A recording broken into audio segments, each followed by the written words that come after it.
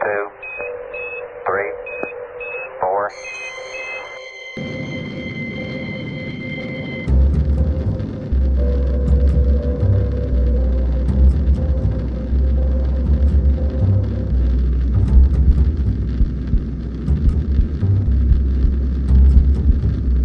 Pulp Culture Cafe presents classic sci-fi.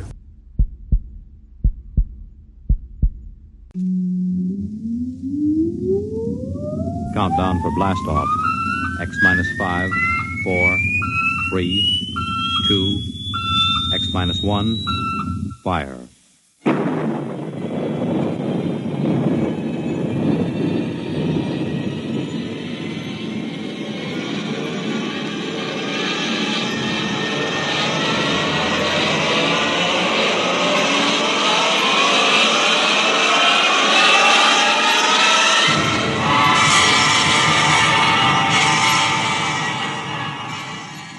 From the far horizons of the unknown come transcribed tales of new dimensions in time and space. These are stories of the future, adventures in which you'll live in a million could-be years on 1,000 maybe worlds. The National Broadcasting Company, in cooperation with Street and Smith, publishers of astounding science fiction, presents X minus 1.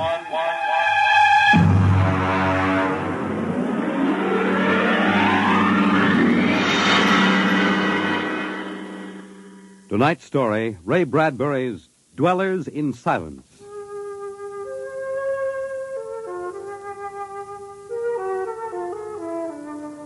"20 years had passed. 20 years since the last of the giant migration ships had crashed to the surface of Mars, bearing its pitiful handful of survivors of the Earth Wars. 20 years of longing, of turning eyes toward the green Earth as it hung on the horizon like a beckoning light. And now it was done. And the first new ship, built of shining Martian chromaton, had lifted bravely toward home with 3 men locked in its metal belly. There it is. You can barely see the top of the Atomic Trades building in the twilight. They never finished building. Captain, What is it? am I going out of my mind? Look, out that way, to the west. Could that be? Heaven, it is. Those are lights. Turn the ship. Full cruising speed. They are lights. Captain, it's a city, a whole blasted city lit up like a Christmas tree. What do you think of your dead planet now, Williams? Decelerate to -5. We're going to take her down.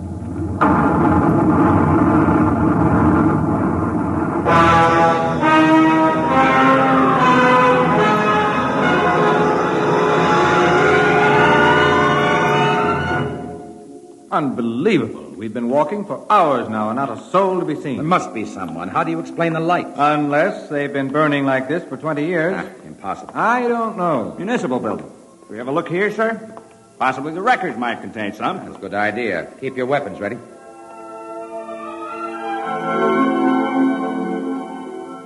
We'll start right here with the city clerk's office. Better check radiation again, Doctor. Well, not enough to do any damage. Gives you the creeps, doesn't it? Look at this desk. Papers crumpled, inkstand, just as if somebody came in and worked here every day. Dog licenses, hunting permits. That's strange. There's ink in that inkstand.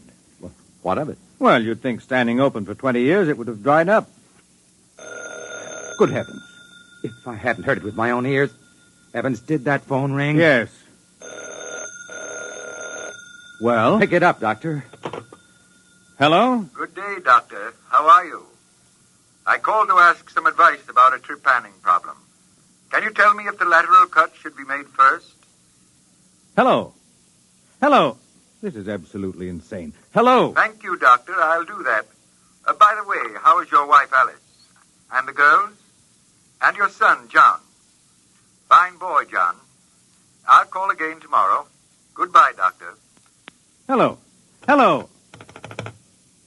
Gone dead. Who was it? I don't know. Strange voice carried on a conversation about some surgical operation without paying the slightest attention to anything I said. Captain. What is it? Listen. Someone is coming, walking slowly toward the corridor. Coming closer. Jumping Jupiter. It's a man. An old man. Oh, You... Is it really someone? You seem to be real. I saw the ship come down, and I thought perhaps I was losing my mind. It's been so many years. I'm Captain John Parsons. These are my assistants, Dr. Evans and Mr. Williams. We returned to Earth from Mars. Then it's happened. We're not alone anymore. Forgive me, gentlemen, if I seem moved. I've waited and hoped for so long. You survived the radiation. We did. There are others. My family. We are the only ones. I answered the phone a moment ago. Who was it? You heard my voice, Doctor. Yours? Yes. To break the loneliness. I've recorded my voice and rigged up an automatic telephone. It's pleasant to hear the phone ring. I come here to work. I take it you are a medical man. My name is Cornelius Hathaway. Hathaway? Hathaway, the brain surgeon? You know my name? Who doesn't? I watched you on television at college. Why, I saw you 23 years ago. You performed a difficult surgery for a cerebral tumor. Thank you. I'd almost forgotten. My mind, you see, I'm almost 80 now. Well, you look fine, sir. We've had the best of everything. An entire city to choose from. Cold storage, the best equipment. But come. There's a fine dinner waiting for you, and you'll want to meet my family. When I saw the ship come down, I told Alice, my wife, you know, to prepare a feast. This is a great day for me, gentlemen. A great day.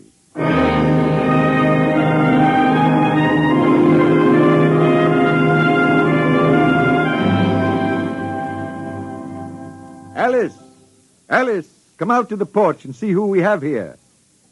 Alice, you here? Come out. My wife, gentlemen. Alice, Captain Parsons, Dr. Evans, Mr. Williams. How do you do, Hathaway? How do you do? And now, if you will follow me in, gentlemen, we'll meet my children. Lord, what a beautiful woman. She looks no more than 35. Do you suppose the radiation could have done that to her? I don't know. And these are my daughters, Susan and Marguerite, and my son, John. How do you do? How do you do, sir? Sit down, gentlemen, sit down. We'll have a feast in honor of this occasion. Susan, Marguerite, get the best silverware and the damask napkins. And John, fetch the champagne. Yes, Father. Excuse me a moment, John. Sir? How old are you? 23, sir. Thank you. What is it, Captain? Something wrong? Nothing. Except that it's impossible. You see, Dr. Hathaway's son was already in college when I started. That would make him at least 45.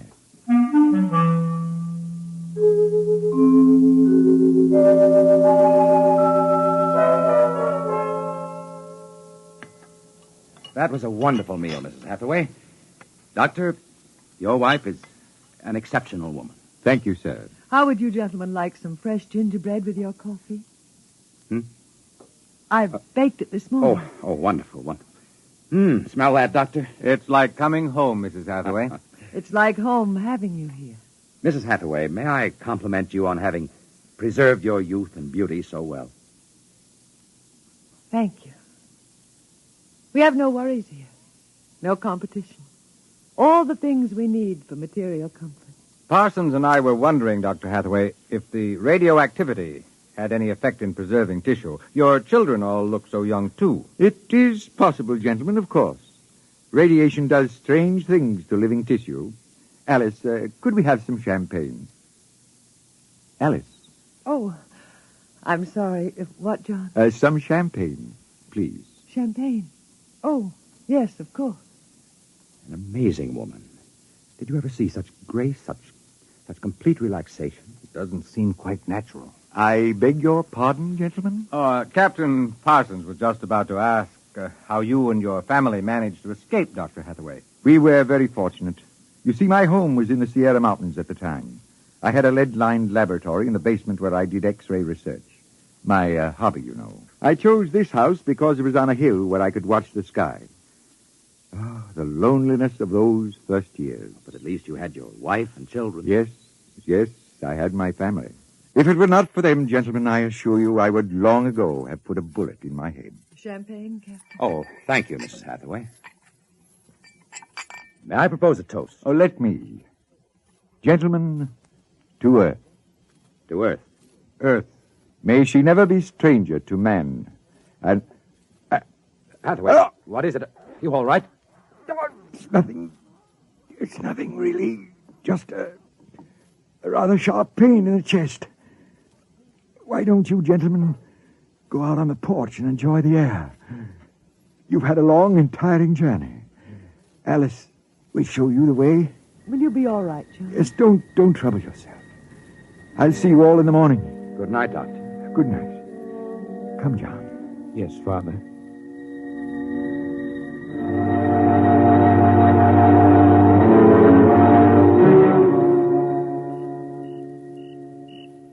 Well, what do you think of old Mother Earth now, Williams? Smell that summer breeze. Look at that view of the city, lighted up against the sky. It has a certain quality. Well, score 1 point for the back-to-earth proponents. I didn't say that. You're beginning to feel it, though, Williams, I can tell. If you don't mind, gentlemen, I'm quite tired. I think I'll turn in. Excuse me? Well, Captain? Well, what? What do you make of all this? I don't know what you mean. This Hathaway and his family. There's something strange and unnatural going on here. I can sense it. Oh, I think you're reading things into it, Doctor. Perhaps. Well, I'll turn in, too. Coming? In a moment. I want to smoke a cigarette.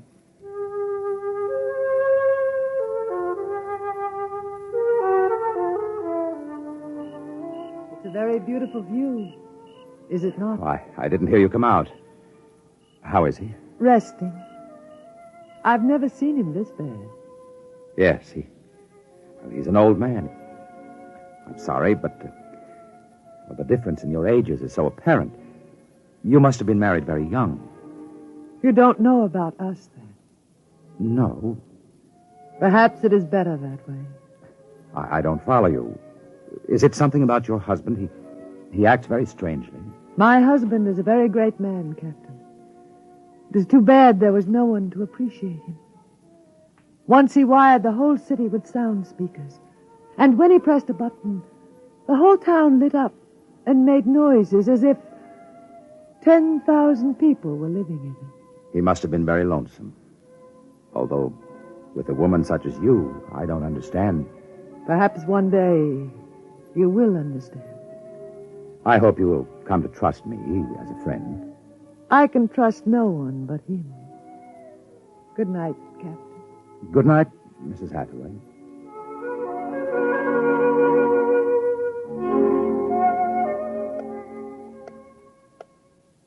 Captain. Captain Parsons. What is it? Who's there? Dr. Evans. Oh, what's wrong? What time is it anyway? 2 a.m. What's wrong? I couldn't sleep. A few minutes ago, I heard someone slip out the front door. In the moonlight, I saw it was the old man. He was headed toward the ship. What are you suggesting, Doctor? Nothing, except that it's fairly unnatural for an old man with a bad heart to go wandering off at 2 in the morning. Very well. We'll follow him.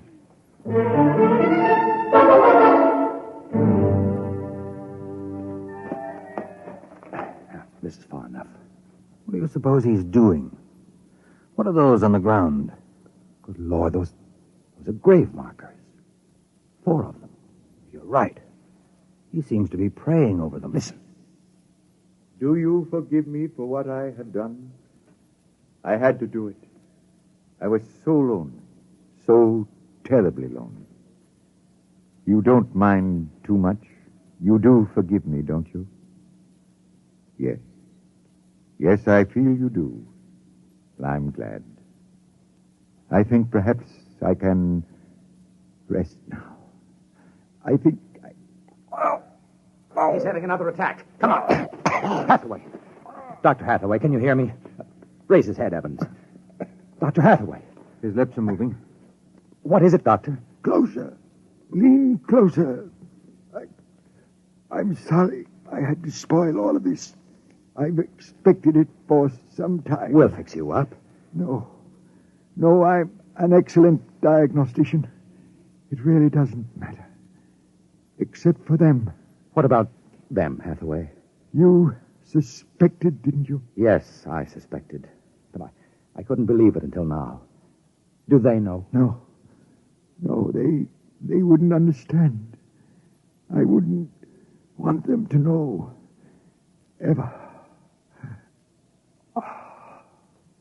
Doctor? He's dead, Captain. What was it he meant about your suspecting? Light a match, Dr. Evans. Look on those 4 grave markers and tell me what you see. Good heavens. Well? Alice Hathaway, Marguerite Hathaway, Susan Hathaway, John Hathaway. Died July 1987. But that's 20 years ago. It's impossible. If these markers are correct, then who are those others? Can't you guess, Doctor? Can't you guess?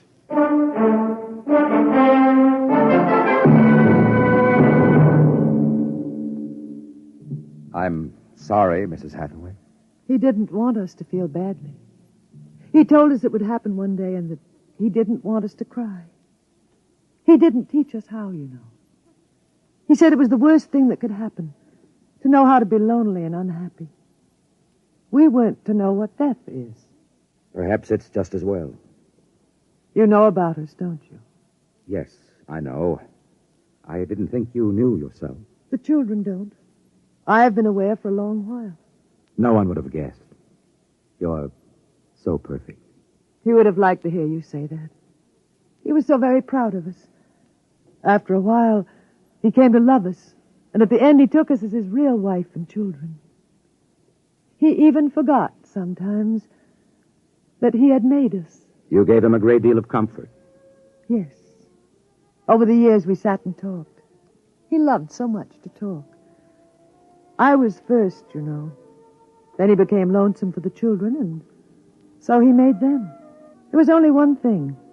One flaw. And that? He couldn't make us grow old.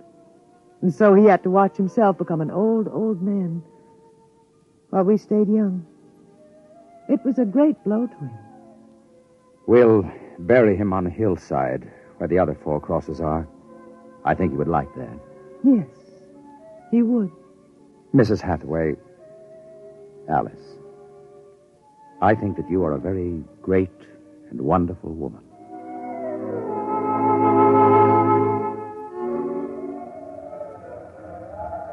And so we commend the body of this man, John Hathaway, to his Maker. Ashes to ashes, dust to dust returneth. Amen. Come, John.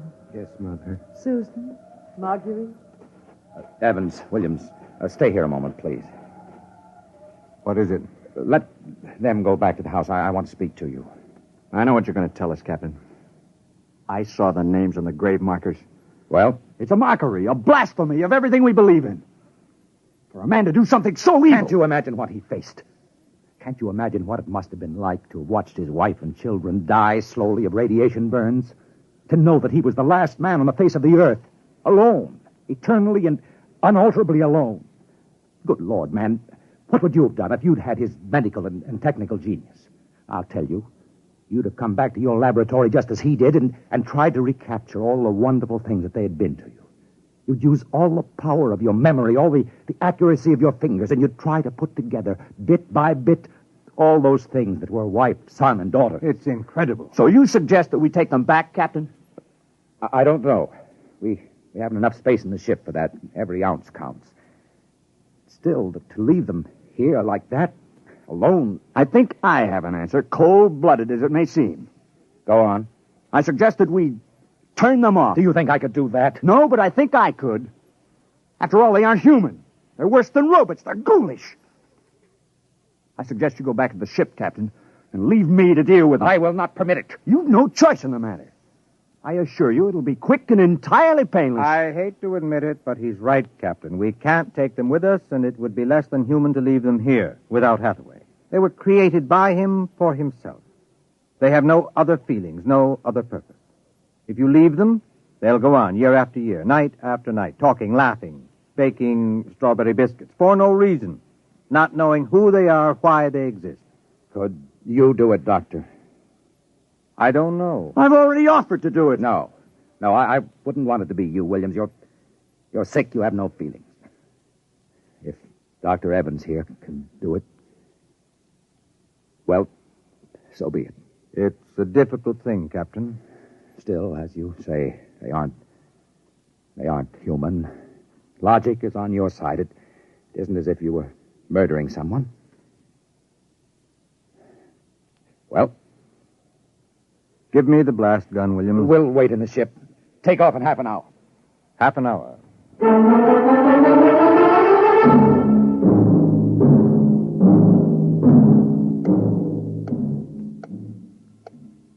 $6:25. He should be back soon. Yes. He's doing the only humane thing, Captain. They're less than human. Are they? Well, it's done now. No one will ever... That's the airlock. He's back.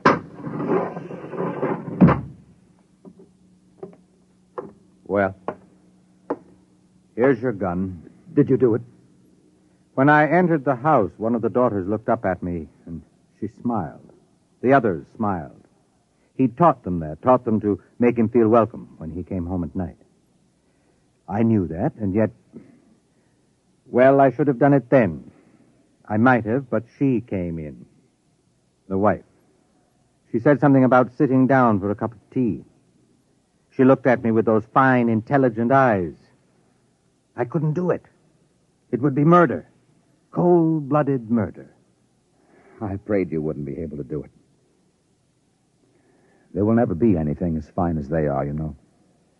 Built to last 100, 200, perhaps 1,000 years. Well, get the course in the integrator, Williams. We'll take off in 20 minutes. I should be back by then. You're going out, sir? I'm going to say goodbye.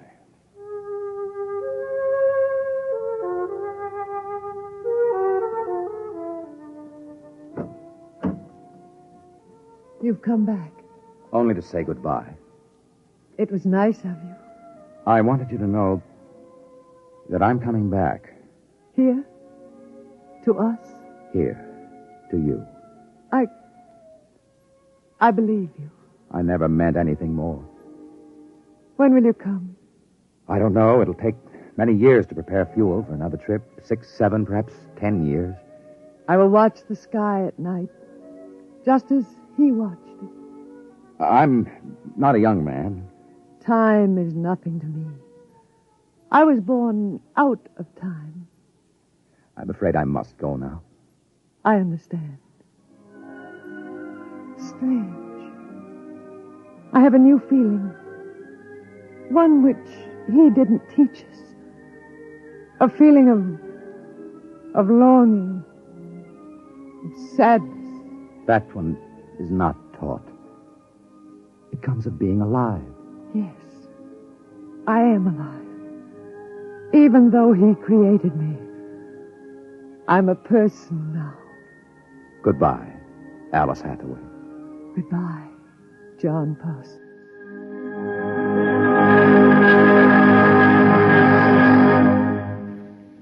You have just heard X-1, presented by the National Broadcasting Company in cooperation with Street and Smith, publishers of astounding science fiction. Tonight, by transcription, X-1 has brought you Dwellers in Silence, written by Ray Bradbury and adapted for radio by George Lefferts. Featured in the cast were Anne Seymour, Carl Weber, Theodore Osborne, Richard Hamilton, Edwin Jerome, and Stan Early. Your announcer, Fred Collins. X-1 was directed by Daniel Sutter and is an NBC Radio Network production.